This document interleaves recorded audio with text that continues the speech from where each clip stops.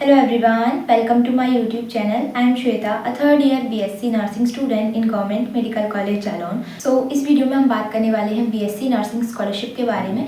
किन स्टूडेंट्स को स्कॉलरशिप मिलती है, किन स्टूडेंट्स को स्कॉलरशिप नहीं मिलती और इसके लिए क्या क्राइटेरिया होता है एंड अगर आपकी पहले से कोई प्रॉब्लम आ रही है तो आप उसको कैसे रिजॉल्व करोगे।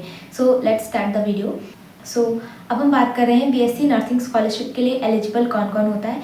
तो ऐसे स्टूडेंट्स जिनके फादर किसी गवर्नमेंट जॉब में नहीं है, प्लस उनकी फैमिली इनकम जो है वो 2 लाख रुपए से कम है, ठीक है।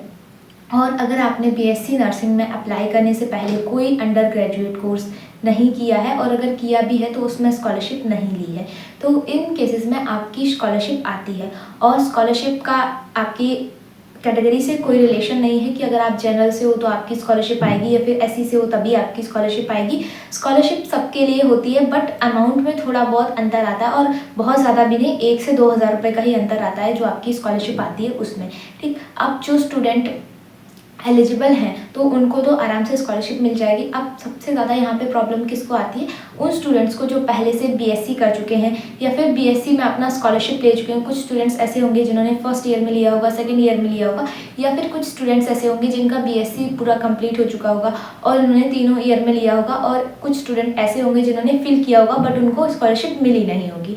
तो इन सभी पे हम बात करेंगे एक एक करके। तो सबसे पहले वो स्टूडेंट जिन्होंने स्कॉलरशिप का फॉर्म फिल किया है और उनको 3 साल में स्कॉलरशिप मिली है। दूसरे स्टूडेंट्स वो जिन्होंने फॉर्म फिल किया था और उन्होंने 1 या 2 साल स्कॉलरशिप ली है।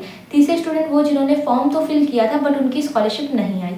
तो जब आप दोबारा बीएससी नर्सिंग में स्कॉलरशिप के लिए अप्लाई करोगे तो अगर आपका रजिस्टर हो चुका होगा स्कॉलरशिप के लिए तो क्या होगा कि यहाँ पे जब आप अप्लाई करोगे तो उसमें एक निकल के आता है पेज, इसमें लिखा होता है कि आपने पहले से ये सेम लेवल का कोर्स कर रखा है, इस वजह से आपको स्कॉलरशिप नहीं मिलेगी।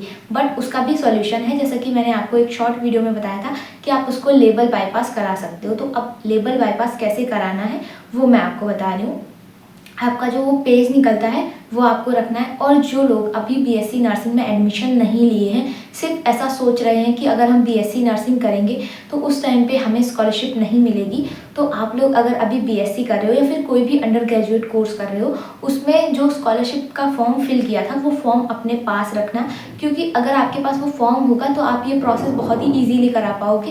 लाइक अगर फॉर्म नहीं होगा उस केस में भी हो सकता है, पर वो लोग बहुत दौड़ाएंगे आपको अगर आपके पास फॉर्म नहीं होगा तो जो फॉर्म आपके पास लाइक जिसमें आपने स्कॉलरशिप फिल करी होगी, अभी बीएससी की बात कर रही हूँ, तो वो जो एक फॉर्म निकलता है जिसमें आपका पूरा डाटा रहता है, रजिस्ट्रेशन वगैरह लिखा होता है, वो फॉर्म आपको अपने पास ही रखना है, ठीक है।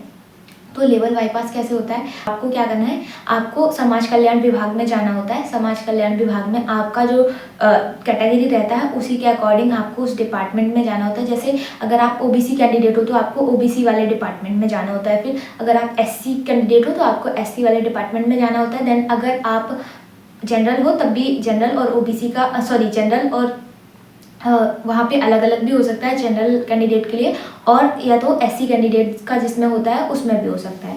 तो ये डिपेंड करता है कि वहाँ पे कैसा है। तो ये रहता है कि आपको उस पर्टिकुलर डिपार्टमेंट में जाना होता है अपने सारे डॉक्यूमेंट्स के साथ। और उन डॉक्यूमेंट्स में क्या क्या होना चाहिए, जहाँ से आप बीएससी नर्सिंग कर रहे हो उस कॉलेज से एक लेटर निकलवाना पड़ेगा आपको कि आप यहाँ से बीएससी नर्सिंग कर रहे हो, जिस भी कॉलेज से पर्टिकुलर उस कॉलेज से बीएससी नर्सिंग कर रहे हो, आपका स्कॉलरशिप में ये इशू आ रहा है एंड आपको इस रजिस्ट्रेशन को हटवाना है। वैसा ही सेम एक लेटर आपको अपने उस कॉलेज से भी निकलवाना होता है जिस कॉलेज से आप बीएससी कर रहे हो, उससे भी आपको एक लेटर निकलवाना पड़ेगा। सो ये 2 मेन डॉक्यूमेंट्स थे जो कि आपको चाहिए ही चाहिए रहेंगे जब आप वहाँ पे जाओगे विकास भवन में या फिर समाज कल्याण विभाग में अपना लेवल बाईपास करवाने के लिए। और वहाँ पे आपको सारे डॉक्यूमेंट जमा करने हैं, अपनी प्रॉब्लम बतानी है, उसके बाद वो लोग खुद ही कर देंगे। और बाकी के जो भी डॉक्यूमेंट्स लगते हैं वो आपके जनरल डॉक्यूमेंट्स होते हैं, लाइक आपका आधार कार्ड हो गया, आपकी मार्कशीट होगी 10th 12th की। उसके अलावा आप अगर जैसे बीएससी नर्सिंग में अगर आप फर्स्ट ईयर में हो तो अगर आपका फर्स्ट सेम का भी लग सकता है उसमें रिजल्ट, अगर उस टाइम तक एग्ज़ाम वगैरह हो जाते हैं तो, अगर नहीं होते हैं तो फिर फर्स्ट सेम का रिजल्ट नहीं लगेगा।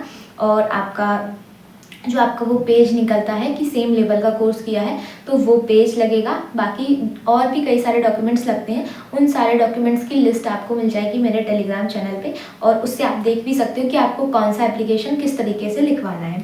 सो ये पूरा प्रोसेस है, लाइक आपको कैसे करना है। आपको अपना जो बीएससी का जो मेन स्कॉलरशिप का फॉर्म होता है, जो आगे के 2 फ्रंट पेज निकलते हैं, उनको अपने पास संभाल के रखना है। और दूसरी चीज़, जब आप बीएससी नर्सिंग में एडमिशन लोगे उस टाइम पे जैसे ही स्कॉलरशिप का फॉर्म फिलअप शुरू होगा उसी टाइम पे आपको ये करवाना है। जाके कहाँ पे जाना है, विकास भवन में जाना है, समाज कल्याण विभाग में जाना है, कुछ भी बोल दो, दोनों सेम ही है। और उसमें भी आपको अपने डिपार्टमेंट में जाके पता करना है, वहाँ पे डॉक्यूमेंट जमा करने हैं, बतानी है उनको प्रॉब्लम, बाकी का वो लोग खुद ही कर देंगे। सो ये पूरा प्रोसेस था। अगर आप अभी भी किसी को समझ में नहीं आया है तो आप लोग कमेंट बॉक्स में पूछ सकते हो। बाकी आज की वीडियो के लिए इतना ही है। आई होप आपको सारी चीज़ें क्लियर हो गई होंगी।